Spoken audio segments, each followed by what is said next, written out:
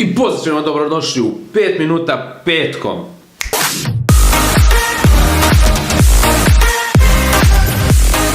U ovom serijalu ću da vam pričam razne informacije o treningu i ishrani. Znači, uglavnom o fitnessu. Pa ovu prvu epizodu počinjemo sa ishranom i to pričat ću o 5 stvari koje svaka ishrana treba da sadrži.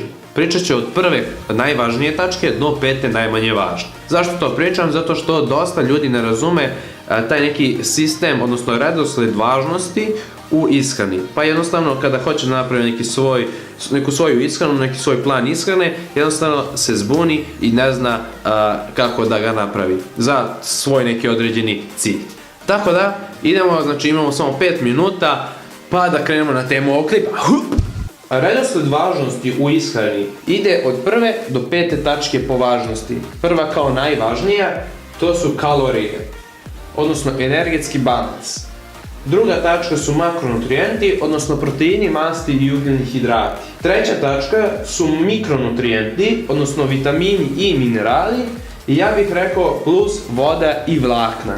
Četvrta tačka je vrijeme, odnosno tajming unosa nutrijenata, odnosno kada treba unositi nutrijente. I peta tačka su suplementi, posljednja tačka jer su stvarno nevažni, a ljudi ih stavljaju nekad i na prvo mjesto. Prva tačka, kalorije. Kalorije su mere energije u hrani koju mi svakodnevno moramo da unosimo kako bi jednostavno mogli da funkcionišemo i da budemo živi. Zato svaka uspješna ishrana mora da se bazira na kalorijskom unosu. Znači, da li je vaš cilj da se ugojite ili smršate ili jednostavno da ostanete na istom stanju kako ste sad, jednostavno morate da prilagodite kalorije vašem cilju. Znači, ne kažem da treba da računamo kalorije, to nikako, nego jednostavno da znamo otprilike gde smo, neki opseg, kako bi znali da li mi idemo ka našem cilju ili ne. Svakoj osobi je potreban različiti broj kalorija. To zavisi od mnogo različitih faktora i jednostavno mi nikad nećemo znati tačan broj kalorija. Ali je dobro znati neku okvirnu vrednost. Za vaš krajnji cilj nije važno da li ćete vi da jedete 5 puta u toku dana ili 2 puta ili ćete da jedete posle 6 ili ne znam u 12 uveče ili kad god. A nije ni važno da li jedete neku kao zdravu ili lošu hranu, znači ili da li jedete specifičnu neku namirnicu ili specifičnu neku dijetu, da li ste vegan, keto ili paleo ili šta god. Vama je samo važno da li ste ispunili vašu kalorijsku potrebu, odnosno vaš kalorijski cilj. Zaustavi vreme. Dobro je. Evo ovako, postoji jedan lik koji je za 10 nedelja smršao 12 kg tako što je bio samo u kalorijskom deficitu. Znači unosio je manje kalorije nego što je njegovom telu potrebno. Unosio je najgoru moguću hranu, odnosno unosio je te slatkiše, grickalice i brzu hranu. Šta se desilo? Da, on je znači smršao, došao do svog nekog cilja, samo sa kalorijskim deficitom, ali došao je do toga da je imao nebalansiranu ishranu, jednostavno što se tiče makronutrijenata, one druge tačke, nije unosio dovoljno proteina, unosio mnogo više nekih loših masti, šećera i tako dalje.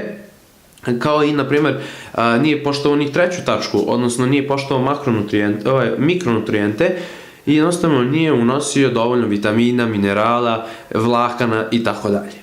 Tako da mu se zdravlje dosta narušilo. Da, došao je do svog cilja, znači smršao je, kao što rekoh, ali je smršao i u mišićnoj masi i jednostavno zdravlje malo narušio, tako da ne predlažem to, ali kažem da znači, uz kontrolu kalorija vi jednostavno možete da dođete do vašeg cilja. Tako da ne postoji ona kao rečenica ne mogu da se ugojim, ne mogu da smršam. Znači sve je to do kalorija, koliko vi unosite u toku dana. Vraćamo se sad u normalnu priču. Znači sad imamo na drugu tačku, makronutrijenti. Makronutrijenti su ukratko nutrijenti koje mi svakodnevno unosimo i jednostavno nutrijenti koji nose kalorije sa sobom. Znači, odakle nama dolaze kalorije, ta energija iz makronutrijenata. Svaki od makronutrijenata sadrži određeni broj kalorija. Pa na primjer, u 1 gramu proteina ima 4 kalorije. U 1 gramu ugljenih hidrata, odnosno šećera, imaju 4 kalorije. Dok u 1 gramu masti ima 9 kalorija. Znači prednost makronutrijenata u odnosu na kalorije je taj da jednostavno možemo da imamo balansiranu ishranu, jednostavno znamo odakle nam dolaze kalorije dok samo kada računate kalorije, jednostavno ne znate, nije vam toliko balansirana ishrana i jednostavno u većini slučajeva desit će se da unosite mnogo više masti i ugljenih hidrata, a proteina, na primjer, veoma malo. Ali opet prvo moramo da odredimo te kalorije, pa u odnosu na te kalorije određujemo koliko je nama potrebno makronutrijenata. Moram opet da zaustavim vreme. Praćenje makronutrijenata je veoma jednostavan proces. Jednostavno vam treba jedna aplikacija, evo ja ću da vam nabrojim 3, znači Hronometar, MyFitnessPal, Fat Secret. Jednostavno kada unosite neku namirnicu, kada jedete nešto, samo u aplikaciji ukucate ime te namirnice, nađete je i štiklirate da ste je pojeli. Jednostavno aplikacija samo pita za otprilike gramažu, podesite gramažu i samo vam izračuna koliko ta namirnica ima proteina, masti i ugljenih hidrata. I jednostavno daje vam ukupan zbir svih namirnica tokom dana koje ste pojeli. I jednostavno možete da vidite da li ste vi u vašem opsegu, odnosno da li ste vi upali u vaše makronutrijente ili ne. Ništa, krećemo nazad opet, hop. Treća tačka su mikronutrijenti plus voda i vlakna. Njih ne možemo da računamo i ne treba da ih računamo, ima ih baš mnogo i za svakog su različite doze unošenja, tako da to možemo odmah da zaboravimo, ali mogu da vam kažem da bi uneli dovoljnu dozu tih mikronutrijenata, jednostavno morate da imate tu neku balansiranu ishranu gdje ćete da imate 80 do 90% kalorija iz te neke prirodne hrane, a ostatak tih nekih 10 do 20% kalorija može uz tu hranu uz koju uživamo, te slatkiše, grickalice, u šta god vi uživate. Time postižemo da budemo zadovoljni našim životom, jednostavno da budemo opušteni, jednostavno fleksibilni, a u isto vrijeme i zdravi. Idemo na četvrtu tačku, vreme, odnosno tajming unosa nutrijenata. Ova tačka i sljedeća, peta tačka, znači suplementacija, uopšte nisu toliko bitne, gledamo u odnosu na prethodne tačke, prethodne 3. One su tu da pripomognu prethodnim tačkama, znači ako ne ispoštujemo prethodno, ove nemaju nikakvog efekta. Znači baš nas briga kad će neko da jede, koliko puta će da jede, koju namirnicu, koji suplement će donese ako ne ispoštuje prethodno.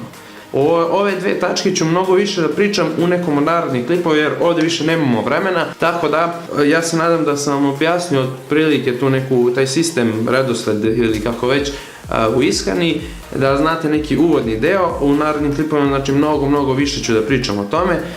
I to je to za ovaj prvi klip, verovatno sam probio tih 5 minuta, ali šta da se radi. Mislim da sam dao dobre informacije, u narednom klipu pričamo i dalje o ishrani, nadovezat ću se na ovaj klip, tako da budite spremni za sljedeći klip, verovatno će opet u petak. Ako vam se sviđaju ovakvi klipovi, lajkujte, subscribeujte, stavite u stvari neki komentar, to mi je najvažnije. I vidimo se u sljedećem klipu. Ćao!